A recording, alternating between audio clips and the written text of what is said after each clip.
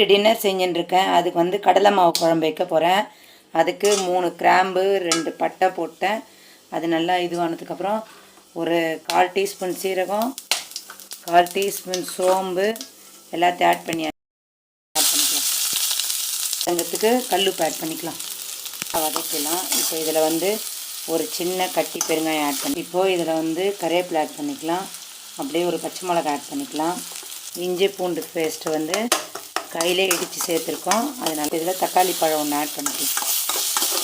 Spoon குழம்பு மிளகாத்தூள், 1/4 teaspoon மஞ்சள் இதில் ஆட் பண்ணி இது நல்லா ஆயிலில் வதக்கிட்டு ஒரு 1/2 டம்ளர் தண்ணி ஆட் பண்ணிக்கலாம். கடலை மாவு எடுத்து தண்ணி ஊற்றி நல்லா கட்டி எதுவும் இல்லாமல் நல்லா கரைச்சி வச்சுருக்க பச்சை வாசனை போயாச்சு. இப்போ நம்ம கரைச்சி வச்சுருக்க கடலை மாவு ஆட் பண்ணிக்கலாம். அதில் நல்லா கலக்கி விட்டுட்டே இருக்கணும், இல்லைனா வந்து அடி பிடிச்சிடும். அதை கலக்கி விட்டுட்டே இருக்கலாம்.